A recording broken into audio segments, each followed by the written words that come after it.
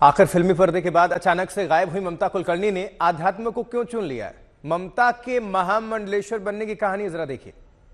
90 के दशक में बॉलीवुड की एक बड़ी सनसनी ममता कुलकर्णी,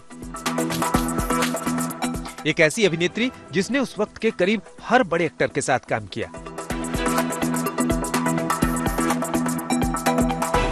शाहरुख, सलमान, अजय देवगन, अनिल कपूर, गोविंदा, सैफ अली खान, हर किसी के साथ ममता कुलकर्णी ने स्क्रीन शेयर की और अपना जलवा बिखेरा।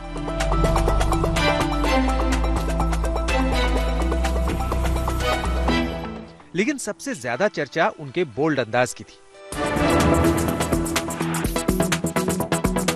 फिर चाहे उनके आइटम सॉन्ग हो या फिर फिल्मों में दिए गए बोल्ड सीन।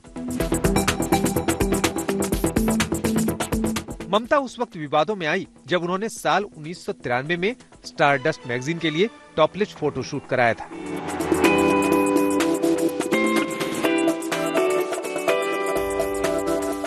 लेकिन अचानक से फिल्मी पर्दे से ममता कुलकर्णी गायब हो गई।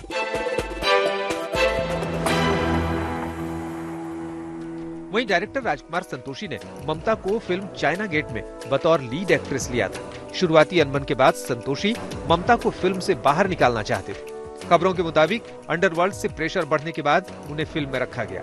हालांकि फिल्म फ्लॉप साबित हुई और बाद में ममता ने संतोषी पर सेक्सुअल हैरेसमेंट का आरोप भी लगाया।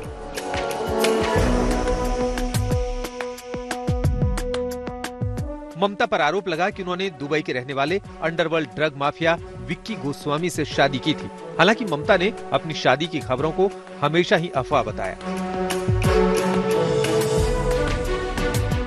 इसके बाद ममता को लेकर बीच बीच में कई खबरें आती रही, लेकिन ये अभिनेत्री सक्रिय नहीं दिखी और अब अचानक 53 साल की ममता के महामंडलेश्वर बनने की खबर ने हर किसी को हैरान कर दिया।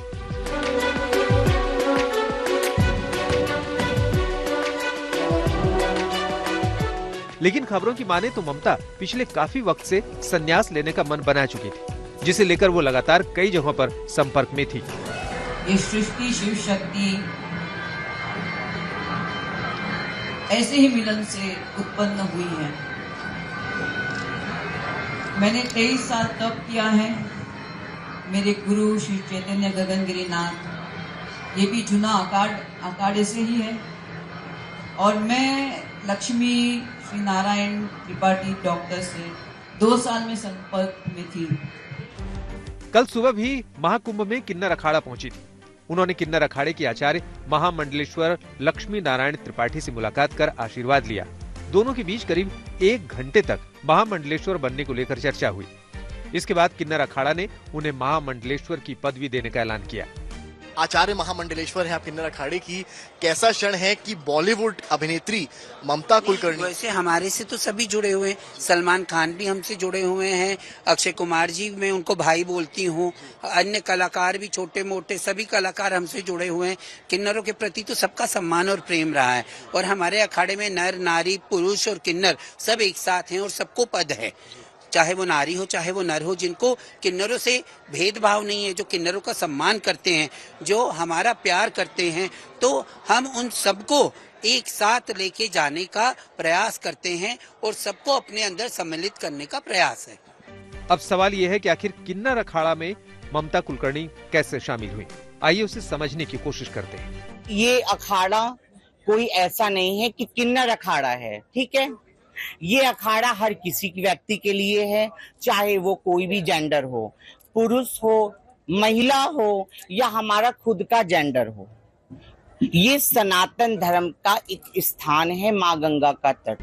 महामंडलेश्वर की दीक्षा के लिए कठिन तप और समय लगता है।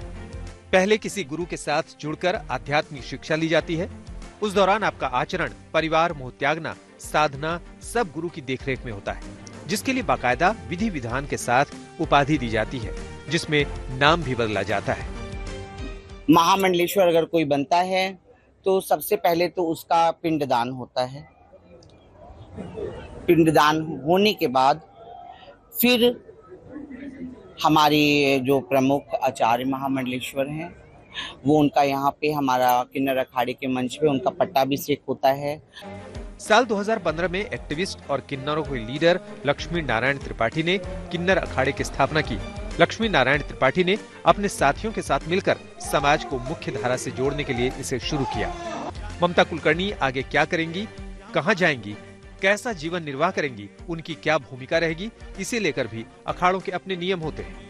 कुलकर्णी जी भी अब यहीं रहने वाली हैं पूरे महाकुंभ? क्यों रहेंगी, वो अपना स्थान बनाएंगी, अपना कार्यक्रम करेंगी, अपने जीवन को आगे लेके जाएंगी। सबके अलग अलग जगह, वो तमिलनाडु से हैं, वहाँ दिखाइए कैमरा, तमिलनाडु से मणिकंडन अघोरी गुरु वहाँ से हैं, ये महाराष्ट्र अमरावती से हैं, कौशल्या प्रयागराज से हैं, ये सब महाराष्ट्र और प्रयागराज के किन्नर है, और सब अलग अलग जगह से, ये पंजाब से हैं, वृंदावन से हैं, बाबा धाम से हैं, तो सब अलग अलग जगहों से अलग अलग लोग हैं।